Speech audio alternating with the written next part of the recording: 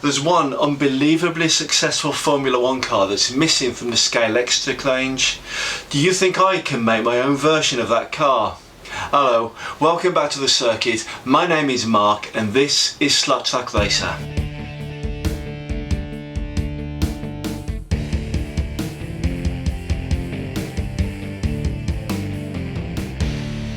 My last three videos have all been about Scalextric's Formula 1 cars, and really as a family the two son-in-laws have got me right back into the sport. So we tend to watch the blanket coverage when the race weekends are on, so we'll watch the practice and the qualifying and the sprint race and the main race. We're also really into the social media side of things, so it seems that no sooner as a race is finished than the whole of the creative community hit the socials with some really good stuff about Formula 1. Some people are putting out really serious technical analysis of the cars and the drivers and the tracks or the overtakes or anything controversial that happened during a race. And then there's other folk that are doing the race recreations. Some of these are really clever. So people do graphics, cartoons, and then there's also people that do stop motion animation. So I've seen a chap that does it with Lego. God knows how much time he must have in his life to be able to do it, because his content is so accurate and fantastic and detailed. It's really good. And then we also like the parodies. So we've seen folk running around the countryside in tracksuits coloured in the team colours, recreating like humorous moments or bits of conflict that happened during a race. People are using the team radio messages and they're getting it to look like it's babies or toddlers that are reading out the messages and operating the laptops. That's really clever as well, all generated with artificial intelligence.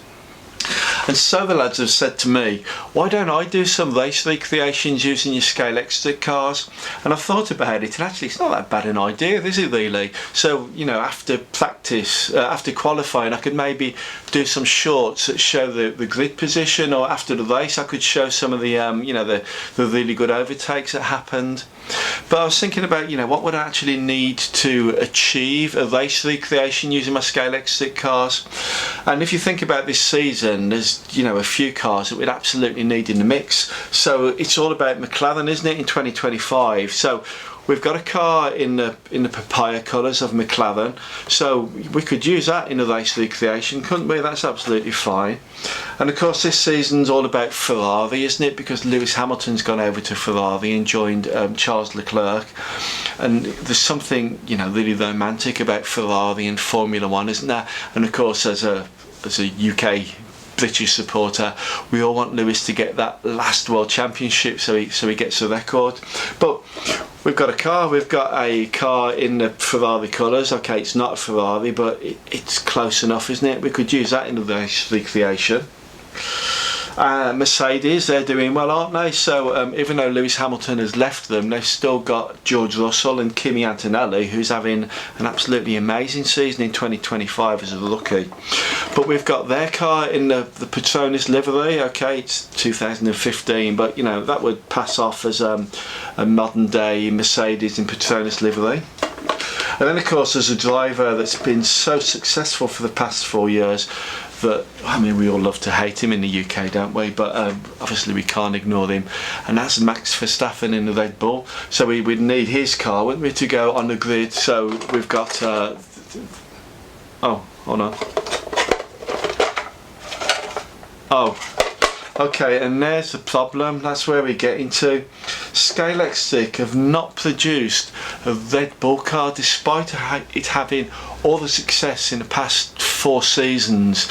You know, 2 Constructors Championships, 4 victories for Max Verstappen. They haven't put a car out. So for me to do a race recreation, it's a real big problem not having the Max Verstappen Red Bull. I mean, it seems absolutely crazy that Scalextric haven't issued that car. But, big spoiler, I needed one, so we made our own. Yep, we've made our own Max Verstappen Red Bull car. And you know what? I'm really pleased with how this has turned out. So this week's video is going to be all about how we've created this car. So it wasn't just me, it was a joint venture. We've got lots of photographs that I can show you, that's all coming up. And the other big secret is I've already had it out of its box and on the track. So I've given it the 2-minute challenge and I've put it in the Pacer Car Pursuit. And I've got to tell you, the results were absolutely rapid. This car goes really fast. So the making of the car, the racing of the car, it's all coming up in this week's edition of SlotTrackRacer. So do stay tuned, make yourself comfortable. I think the best thing we can do is make a start and get on with it.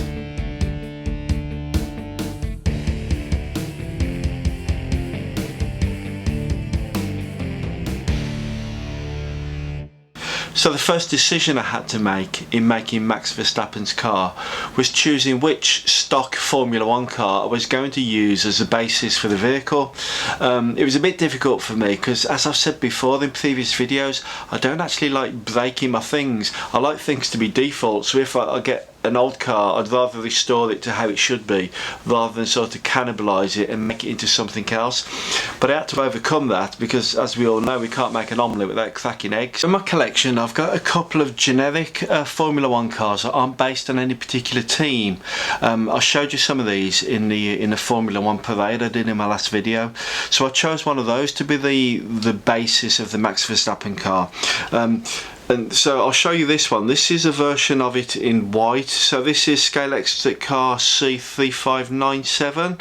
And the good thing about this is these decals that are stuck onto it, they're not tampo printed, they're just actually like stickers, kid stickers, so they will actually peel off quite nicely.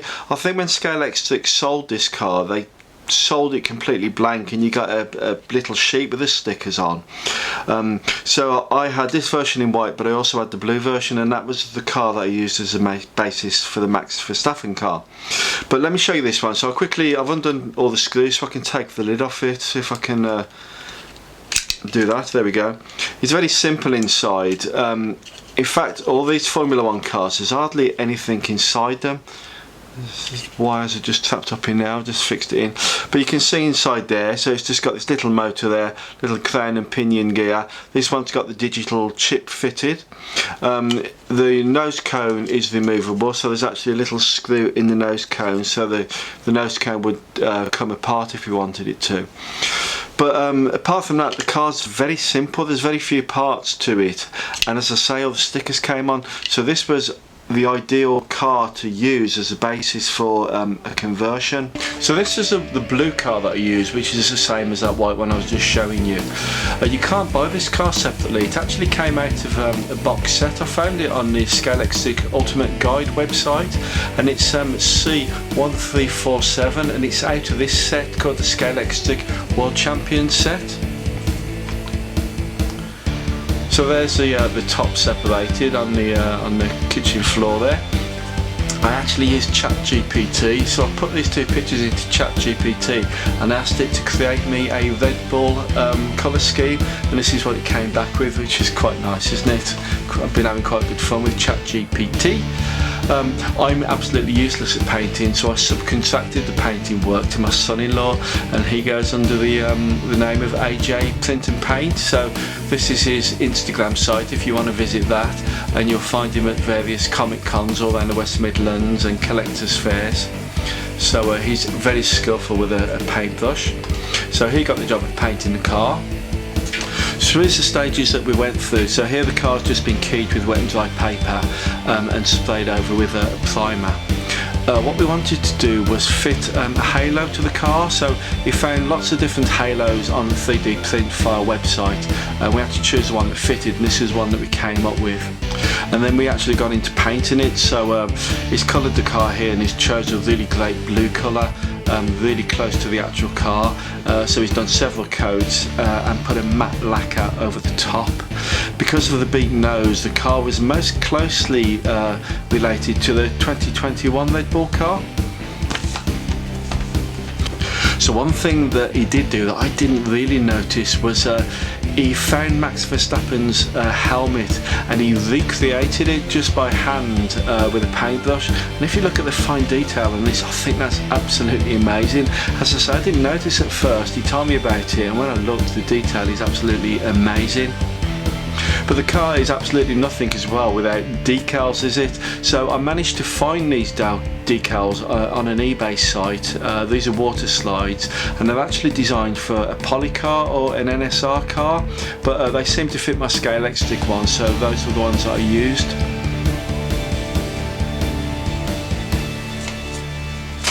And there she is, Max Verstappen's Red Bull in the scrutineering bay. And as I said right at the start, I'm really pleased with the way this car has turned out. I probably will say that the painting is a better job than the application of the decals. The decals were really, really fine, so I haven't got a lot of patience for cutting out and using tweezers, so I was trying to stick them on with my fingers, getting water everywhere. Probably got a little bit out of control. You can see that one on the tail fin there, that mobile sign is a little bit squiff because they all kept, as I was touching the car, they all kept moving, so I haven't really got the patience to wait for them to dry. But nevertheless, it's looked good. It looks good, doesn't it? What I've done as well is I've got some of the diamond white floor polish that a lot of people talk about in the Scalextric world. So this is a varnish that's almost got the consistency of milk, so it goes on really nicely and it doesn't leave any brush strokes or any drips or runs. So I did use that. I think my son-in-law really wanted me to go with a matte coat, but I've used the gloss one and it's turned out okay. I'll say I'm still pleased with it. If we have a look at the other side, probably the decals, no, the Oracle one's a bit squiff on that side, isn't it? But the mobile one is straight. But I mean, you can definitely tell it's a Red Bull, can't you? And say I didn't have this car before I started the video, and now I've got it. So I've got the complete set. I've got Ferrari, Mercedes, McLaren, and now Red Bull. So I've got all the 4 top teams. So if I wanted to do race recreation, or if we just wanted to have some fun in the garage after the Grand Prix race is finished, we've got all the top teams to compete against each other. So there you are. But I think the thing is, let me just show you it in plain. There you are. So that's the top view as well. So it's worked out nicely, hasn't it? So I think the thing is, really, we've spoke about this car for quite a long time now, haven't we? And we've seen it being built.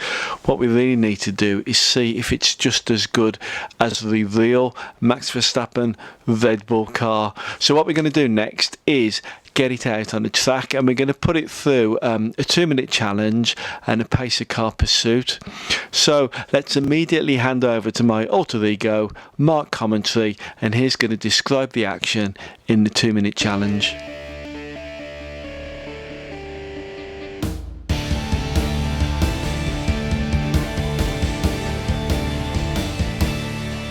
Well, thank you, Mark, and you join me now on the track ready for the 2-minute challenge for the Red Bull. So if we have a look at the leaderboard, so we can see there that it needs to get 6.235 seconds to hit the top 10. We've got 6 cars that have gone under 6 seconds, including 2 BMWs and the Civic Type R. And the top of the leaderboard there is still the Pagani Huayra. We've got a time of 5.495. So here's a fanfare. There was a lot of excitement when the first Formula 1 car went round this track. That was the Honda Earth car just 1 week ago. Sadly, it didn't really ignite the fire, and it was a little bit disappointing. So let's see what the Red Bull has in its armoury. So we're sitting on the grid. It's looking pretty. Let's wait for the lights to come on.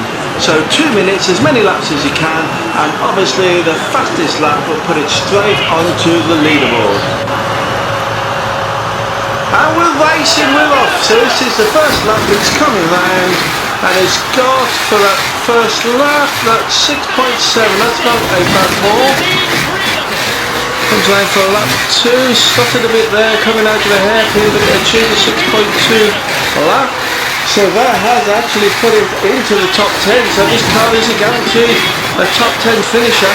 And there's another fast lap, and it's gone under 6 seconds, so that's going to put it up into the top 5 cars there. 5.667 at last lap. So this car is proving to be much better than the Honda car. 5.88, so it's consistently beating the 6-second barrier.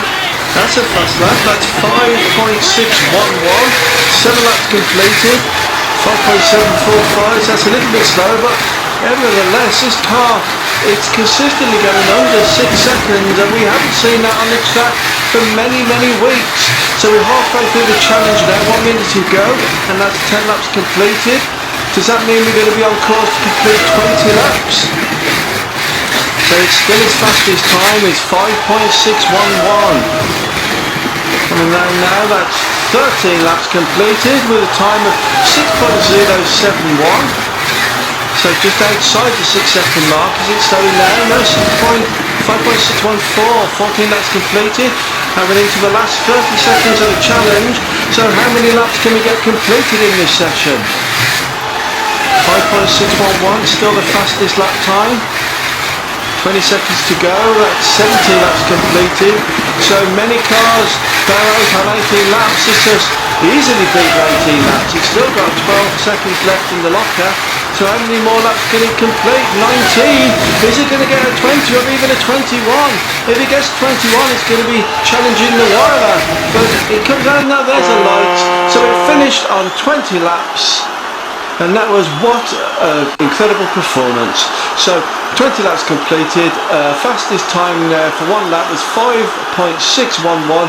That's definitely going to put it in the top 10, and I'm anticipating a top 5 position.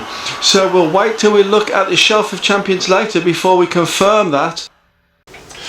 Wow, what an absolutely amazing performance from this little Red Bull that I've created.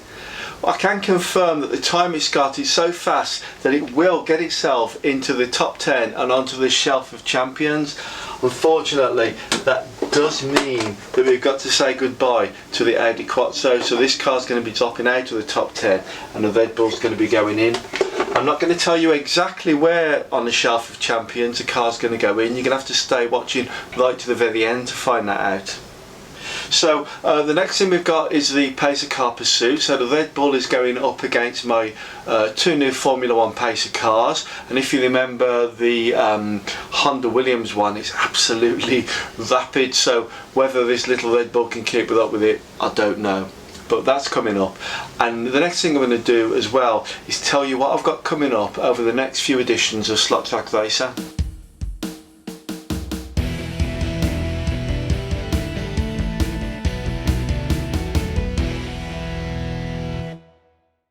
It was only a month ago that the UK Slot Car Festival happened at the Gaydon Motor Museum in Warwickshire, so I did go and I did buy myself some cars. So on the next couple of editions of SlotTrackRacer, we're going to be reviewing these models that I bought. So here we got the VW Passat.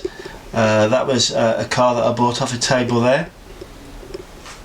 Then we've got this Maserati in this McCafe livery. That's a really nice looking car, isn't it? I haven't actually tried this one yet, but I'm looking forward to getting a digital chip in it and giving it a few laps on the circuit. And then the final car that I bought was this Porsche. Again, so these two last cars fall into the sort of GT category, don't they? So we'll take a good look in depth, get the tops off them, do a review on them, and hopefully we'll get them doing the 2-minute challenge in a Pacer car pursuit. And I've got high hopes for the times that they're going to achieve. So if you remember, just a couple of weeks ago we had a look at some of my Group B rally cars. So we had a look at this Lancia Delta, and we also looked at this Audi Quattro. The reason why I'm showing you these is I've got 2 more Group B rally cars that you haven't seen yet. So in a future edition of SlotTrackRacer, I'm going to get those last 2 Group B rally cars out, and we'll do a review on those and see if they can get a good time in the 2-minute challenge and the Pacer car pursuit. But as we're saying goodbye to the Audi today, I think just for old time's sake I'm going to take it out of the box and give it a couple of laps down the circuit just to say goodbye. So here's the Audi Quattro on the track for one last time, and let's say our final farewell as it leaves the Shelf of Champions. So there it goes, I'm driving and controlling the camera, so we'll go steady. So this little car, it came on the leaderboard in round 11 and it went in 6th position, and it's lasted for 6 rounds, and it's leaving us in round 17 because its place has been taken by the Red Bull, which has hit the top 10. I haven't told you where in the top 10 the Red Bull has hit yet, but it has pushed this Audi Quattro off the leaderboard. So there it goes. It was a nice car. I never got very good times with this, and I feel it was down to the rear tyres, so I've just been doing a little bit of work on them just for its final few laps. So bye bye Audi Quattro. Let's have a look at you nice and close up as it comes down there, nice and steady. It's a lovely Group B rally car. I did a full review on this, so that's available on YouTube to watch. There it goes. Got the camera on the track so you can get some interesting pictures as it comes past.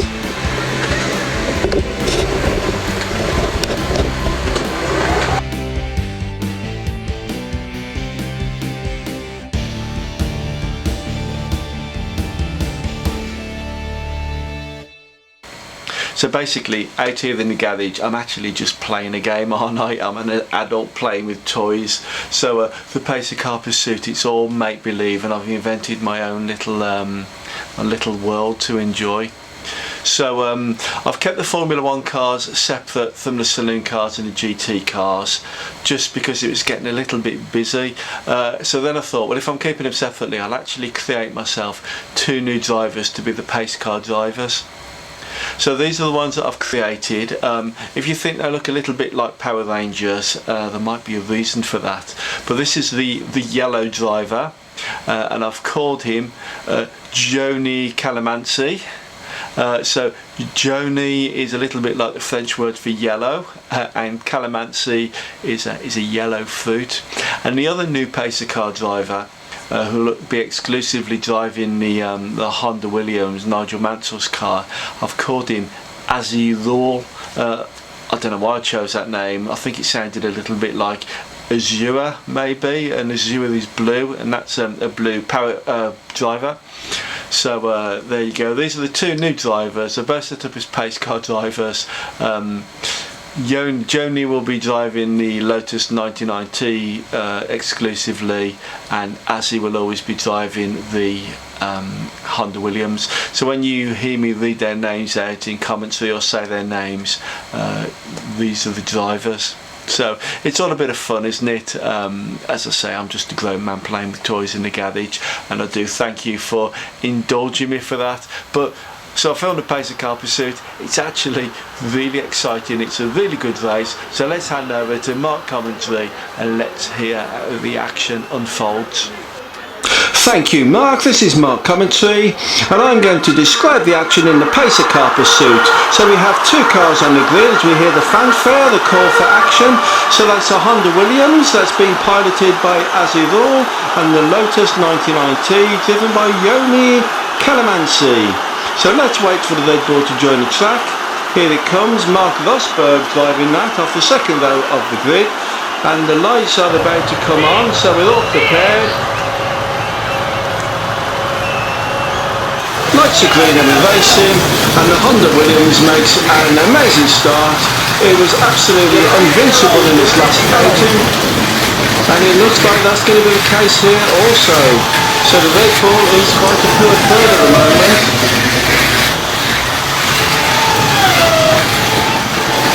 Trying to push on Mark. On the next lap, start to push. What position are we targeting, guys? Guys? Our race is for second. Push on. The Red Bull team fancies second position here. It does seem to have gone through, but the Lotus 99T is fought back. So it's a good battle for second and third. Has Red Bull got it this time? Yes, Red Bull is in second, Lotus 99T in third, and it's put some distance between the 2 cars. The Honda Williams there is starting its last lap. So the Honda Williams, I think it's going to take the checkered flag, and it comes through. Yes, Honda Williams is first. The Red Bull comes through in second, and the Lotus 99T is in 3rd place. And that was a really good race for second and third there. There's confirmation of the final positions, but that was an exciting Pacer car pursuit.